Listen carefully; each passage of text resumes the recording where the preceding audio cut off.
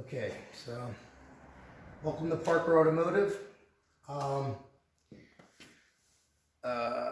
Thanks for watching. Anyway, so I'm doing this by myself. So today is a Sunday. Anyway, I wanted to do this video. So the car that we're going to be discussing, it is a Chrysler, an 08 Chrysler 300C with a 5.7 Hemi.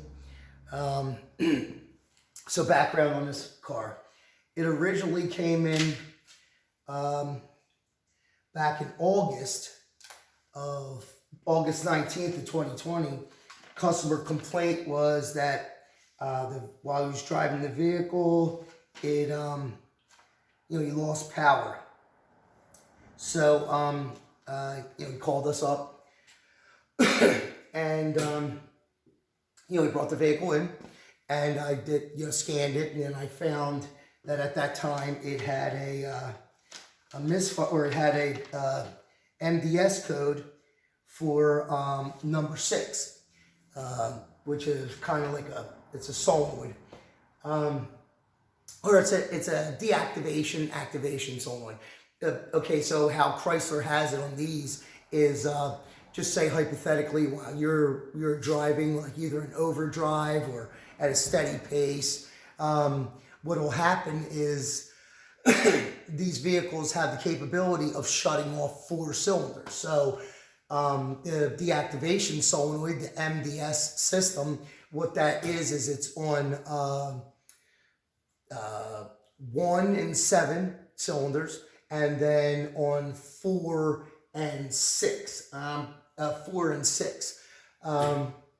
And what it does is it actually shuts off those, or it deactivates the lifters, basically. And so that the vehicle's only running on 4 cylinders opposed to 8. It's supposed to give you, fuel economy. And how that works is on the rails, for the intake valves and for the exhaust valves, it runs on a rail. And then the lifters, the rocker arms, they actually encompass the sleeve, and then they move up and down. So they're basically independent. It's not like overhead cam, because on these motors they have similar to the older V8s that you have a crankshaft individual with lifters and push rods, and then your crankshaft and just one chain, and then inside the heads you have 2 rails that hold the rocker arms, or tubes, they're oiled. And so that's how it has the capability to do that. So we'll just flip that. Anyway, so the vehicle came in with that, and because it was just, I'm pretty positive on that one at the time that it came in. He had some other codes, but that was the only code in the system was for that PO 3441. 3441, which is a number 6 code at that time. So to check it, you can use, I have a Zeus, I have a couple other ones too, but that's my go-to. And you're able to, in any scan tool that you have, that it has the capability to have bi-directional capabilities, you can do it. So during that diagnosis, what I did was I activated and deactivated. I activated and deactivated all 4. Number 6 was unresponsive. On the back of the block, this is actually the harness, because we put a used motor in there, so I'm able to show you basically. So this sits inside of the cam, the valley. Underneath of the intake manifold. That's the problem too. You got to take the intake manifold off to check these. That's why it's here. On the back of the block, as you can see, it's accessible that you can back pid, so you can actually see, scope it, so you can see if you have an open, or if you have high resistance, or however the Zeus and most Snap-on, they'll give you a criteria, so you can check it that way. So without pulling the intake manifold, I was able to say yes, that solenoid was bad at the time. So, and at that time on the 19th, that was bad. So, and I replaced it. We did an oil change on it. At that time, I did pull the plugs on number 6, and there was no, they weren't really carbon fouled or anything like that. They were old. They were original. It's 2008, 12 years old, 13 years old almost. And we did recommend to do the plugs. Guess in a way it was good that he didn't do it, because it's got 16 plugs, so that would have been expensive. Anyway, so the vehicle left. I did drive the vehicle after I was done the job, did the oil change, replaced the solenoid, new intake manifold, gasket, and everything, because all the plenum comes completely off. Put it back on. You always got to make sure you put new on there, no matter what. It's just cheap. They're cheap enough that you can just replace them all. It's just better to do that. Anyway, drove the vehicle. What I do is I try to get the continuous and the non-continuous monitors up so we can confirm a fix. So that's between 25 and 50 miles to drive the vehicle to make sure you don't have no check engine lights. He did have a transcode, I think, for an input speed sensor. I'm not gonna lie, I didn't diagnose it because this was the more thing, get it out, get it going, and if the light comes back on for the transmission issue, then we would go through that. But money anyway. So I drove it. It did have like a little bit of a loop when I first put it back together. And when I say a loop, I don't mean a misfire. You could delegate if you have, you go into your counters and you try to see, hey, do I got any misfires? None whatsoever. It wasn't a misfire, or, it wasn't puttering or anything, but I could feel a little bit of a loop. Anyway, so I drove the vehicle. When I brought it back, after bringing it back in, I then, do a post scan on it and make sure that there's no codes, that the fix was confirmed, that my monitors were up. Normally on a good running vehicle, if there's not any issues, 25 miles will handle at least getting all the monitors. Usually it's the evap and the cat that don't set, within that time frame. Usually next day on a cold start or a long run, when you heat up the cats and everything, that's when you get the cat and the evap to set. Okay, so everything was good. We gave the vehicle back to him, and then and that was on the 19th. Then on the 26th, he called back that morning and said he was driving the vehicle, and it did the same thing that it did before. Check engine light came on, he lost power, and so we brought the vehicle back in. And at that time, when he brought the vehicle in, he didn't have the deceleration code anymore. He had a PO303 and a random misfire 300. And that's a misfire on number 3. So, you got on this vehicle, the firing order is 24681357. So it's on the opposite cylinder. So I pulled we brought it back in, I scanned it, and I went right to the plugs. I pulled the plugs out, and the tops of the plugs were pushed up, bent in.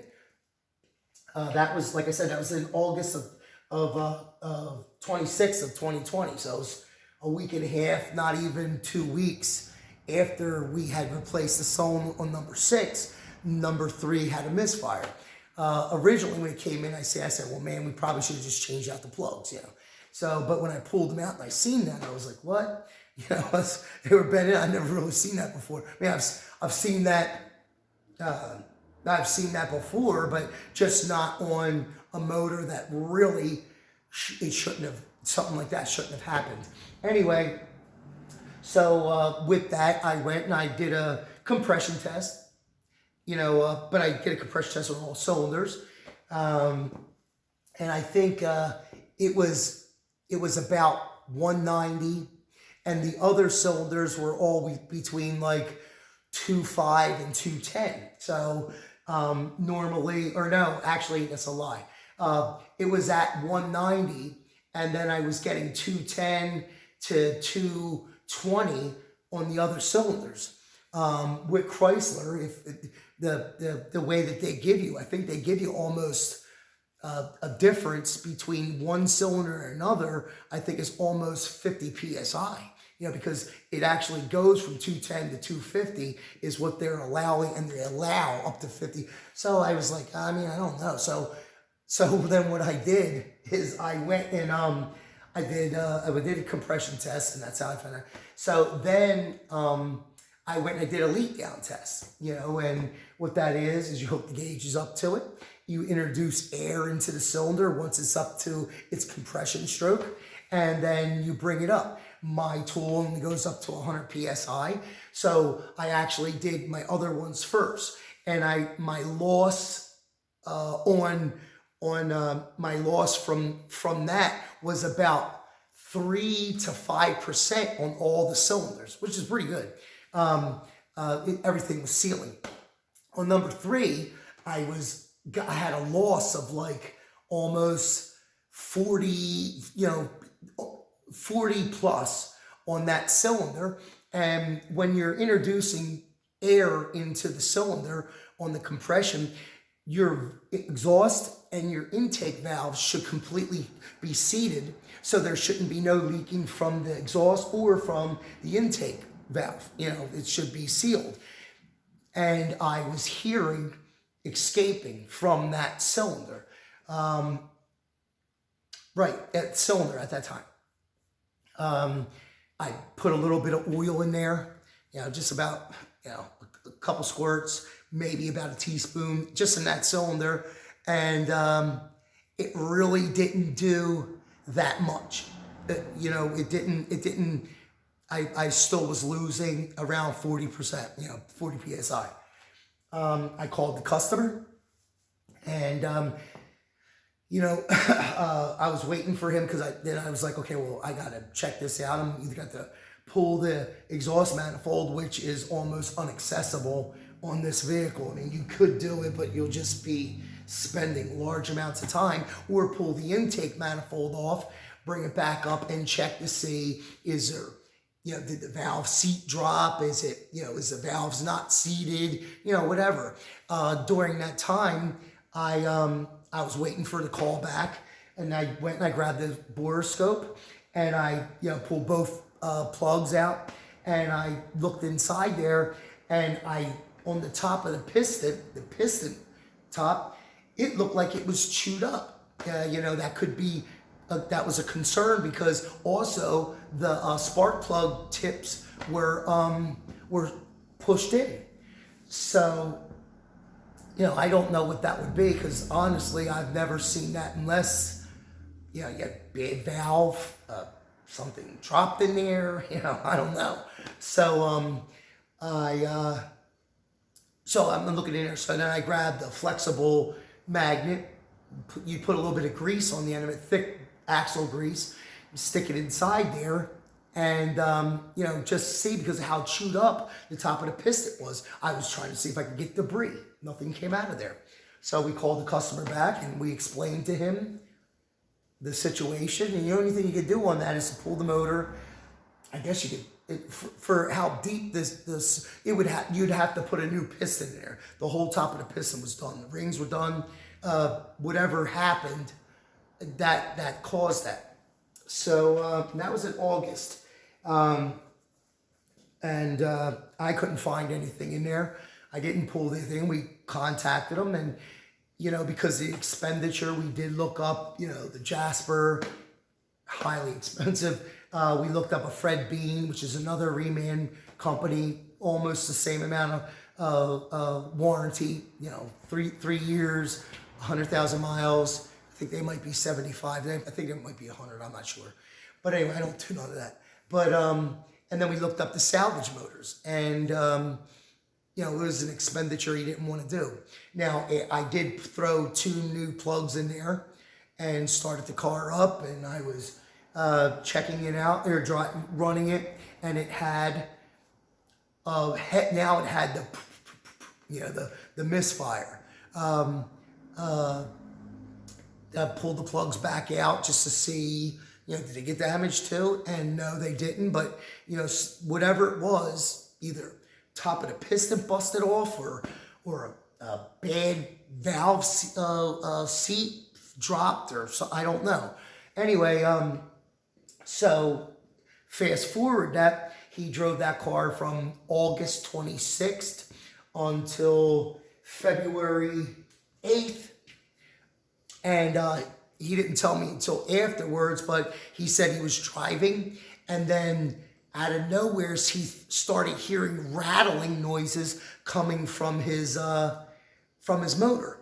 Now, I thought, oh, I guess it was a bad lifter, or bad, something dropped, or whatever. When I came into the shop, because he actually brought it in, I wasn't here that day, or that I wasn't here in the morning. My wife, we're a small business, so my wife brought the car in. When I got back and I started it up, it had the misfire, but I didn't hear no noises or anything. No common noises like a bad, like a spun bearing or some type of lifter noise or anything like that. Just was misfiring. Same thing it was doing before. I actually took it for a ride, and it drove. It had a misfire, but it still drove. It was, obviously it needed a motor no matter what because of the cylinder walls.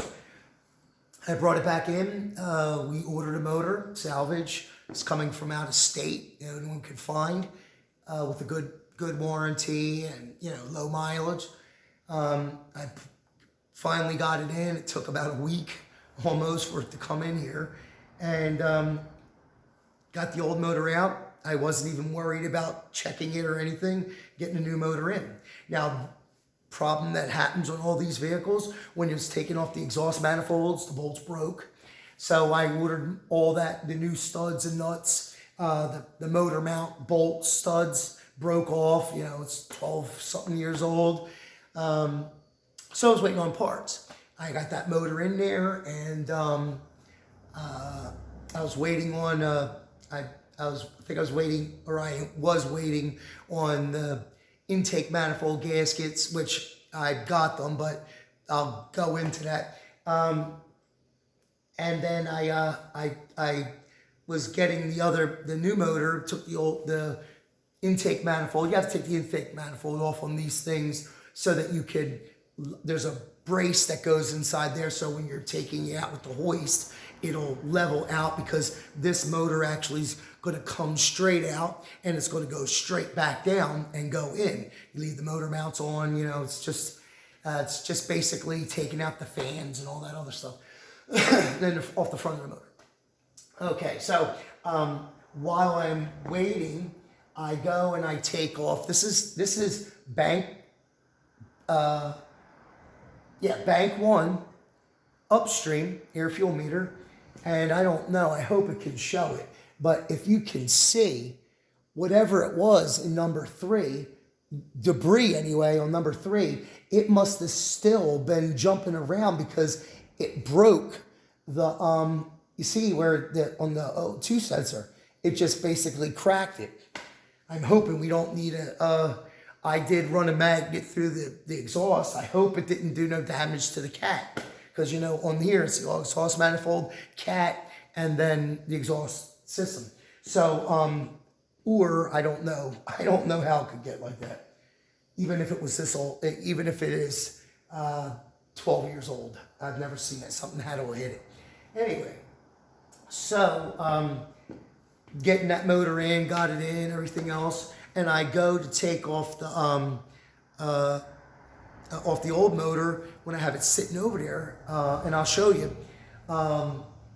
That's when I seen, because now when it came back in on this last time, which was February, it had another 14. Well, now this time it had a P1416, and it is the deactivation solenoid, but it could be a bad plug or oil flow.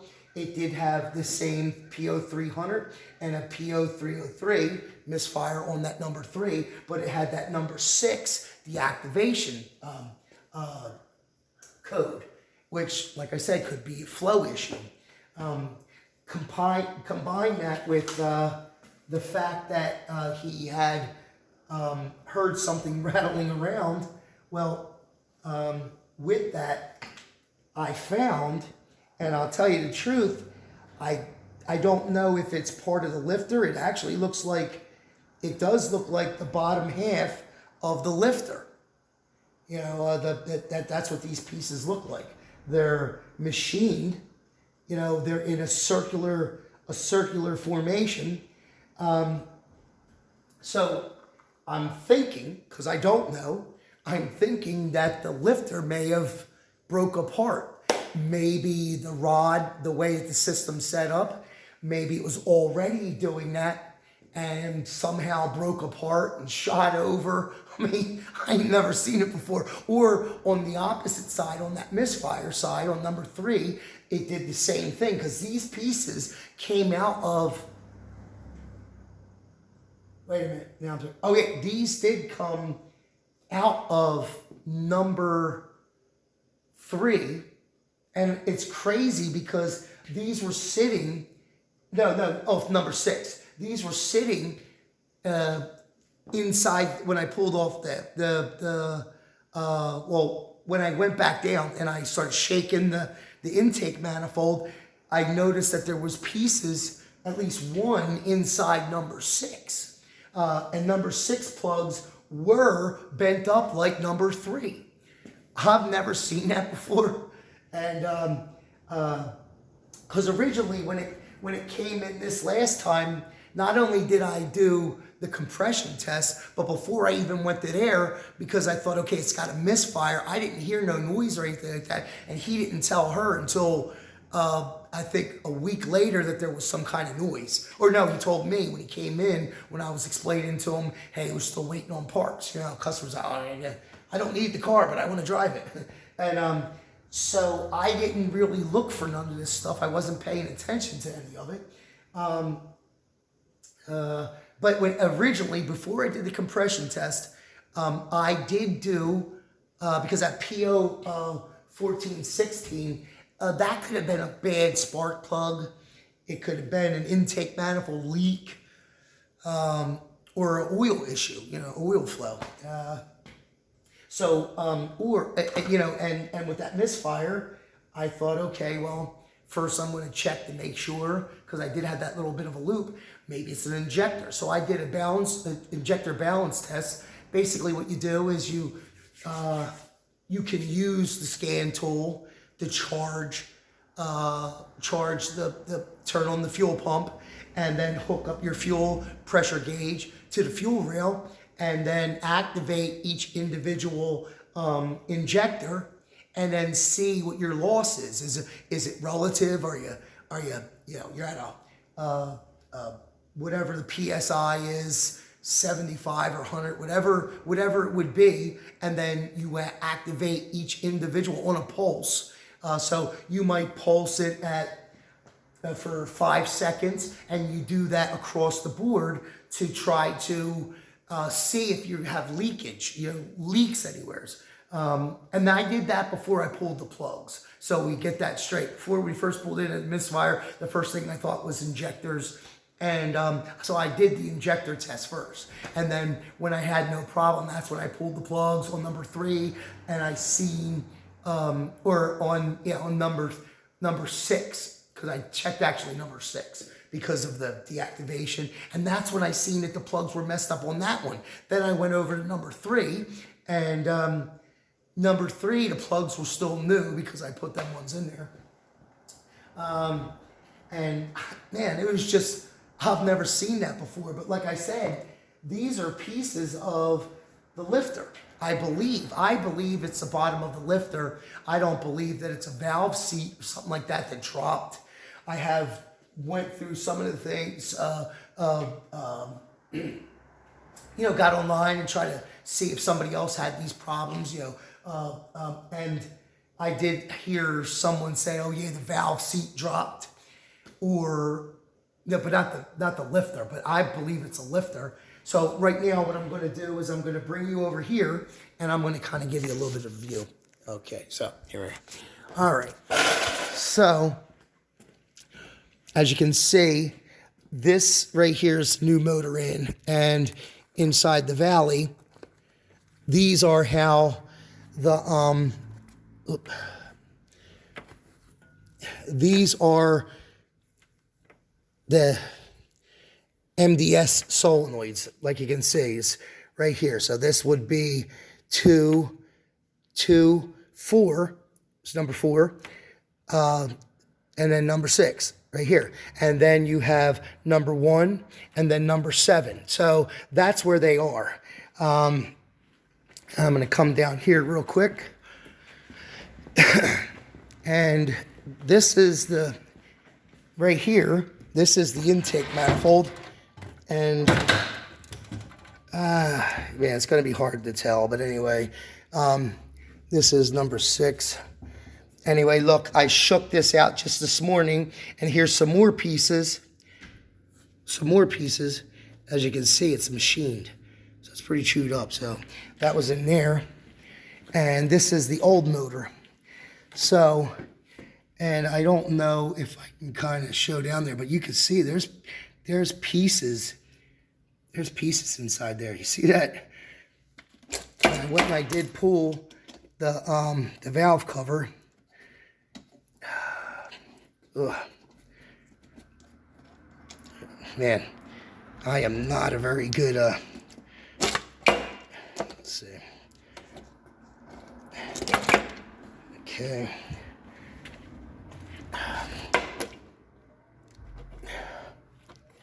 Hold on.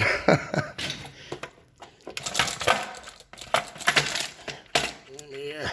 Let's see. People are going to be complaining about this one.